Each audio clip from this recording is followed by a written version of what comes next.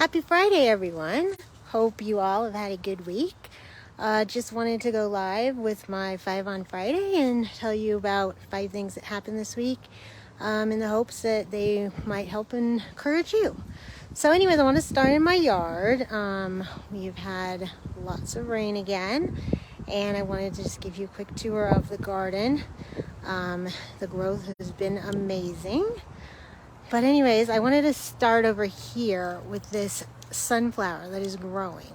It's actually, I think, like 3 of them. It's pretty amazing. It's like a sunflower tree, and I'm just waiting to see the actual sunflowers. But anyways, the yard guy was here this week, and he cleaned up the yard, so it's looking really good. And as you can see, everything is thriving. More sunflowers have started to bloom. We started with, that was my first one, like last week, and we've got this one, and then we've got all of these guys over here starting to bloom, and these ones over here, and the zinnias are doing really good, and the dahlias are starting to come back. Got blooms on them, and the cosmos are going crazy, and the tree is just gone nuts, like seriously crazy over here. And then over here we've got the hanging plants, which my husband makes them not hang. He doesn't want them hanging, so now they're not hanging. But anyways, they were not looking good, but after I deadheaded them, thanks to Dawn McVeigh and her video on showing how to do that, they are coming back really great. So just waiting for everything here to start popping and opening up, and so we can see blooms, more zinnias, dahlias, cosmos, sunflowers. And actually we've got some really nice flowers over here coming actually from the neighbor, which I'm happy about. But anyways, the dogs are hanging out. There's Zoe and there's Penny. And I'm not sure, Indy might have gone back in the house. But anyways, so that's the garden, and oh, sounds like we've got some kind of car over there. Anyways, I'm gonna sit over here, and so anyways, that's the garden, and now on to my mom. It's been another week of problems. I posted about it on my Facebook page, but I'll just go over it quickly. I went in on Monday to see her and walked into a horrific wound on her right shin that I was not notified about. I was very upset about it. Was getting a lot of different answers about it, not getting any clear information.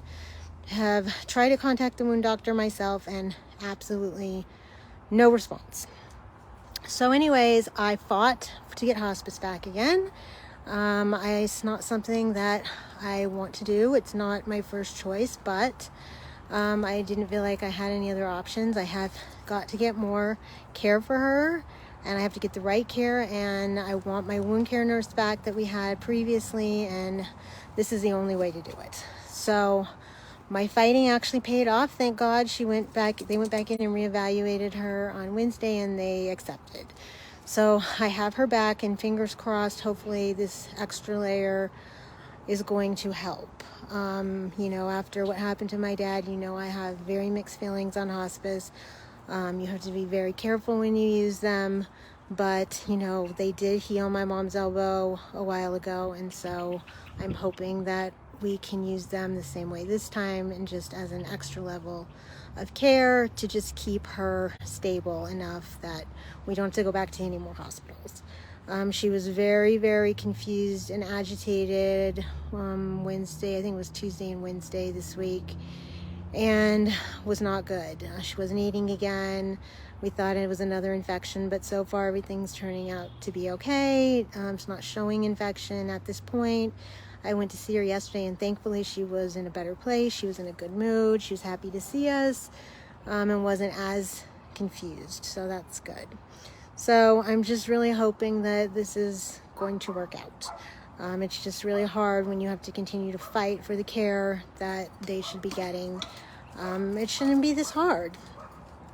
So anyways, that's that. And then, Tuesday night with 4th of July, the fireworks happened. And it felt like we were living in a war zone.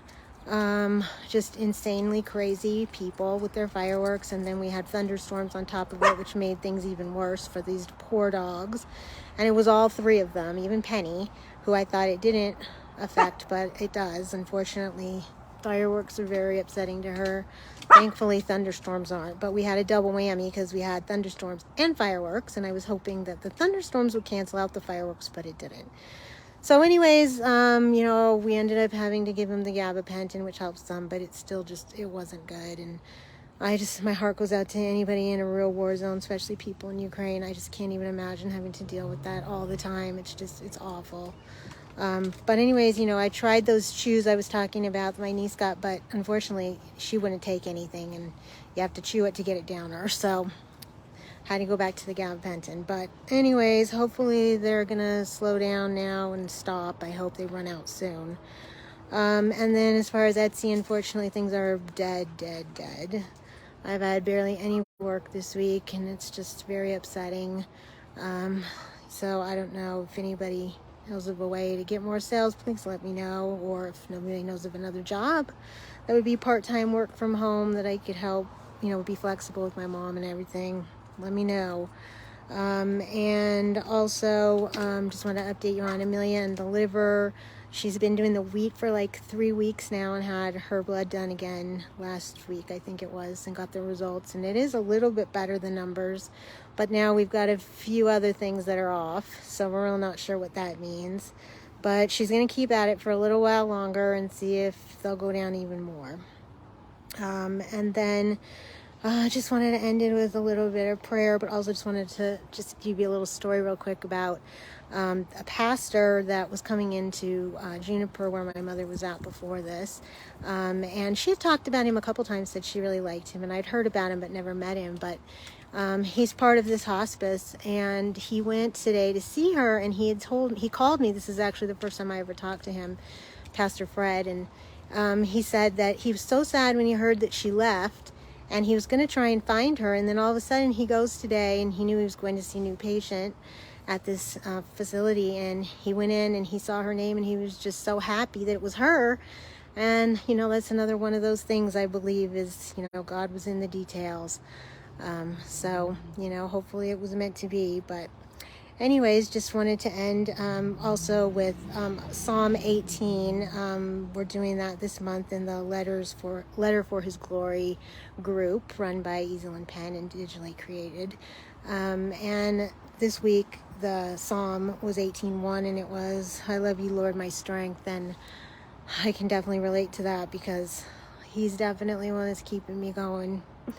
He has to be, because I don't know how I'm been able to get through all this myself without the strength of someone helping carry me, and I do believe that was Him. So anyways, let's just end with a little bit of prayer. Once again, keep people in Ukraine in our prayers. Please stop this senseless war. Pray for peace in Israel. Stop the LGBTQI hate, anti-Semitism. Help the women in Iran have their freedom.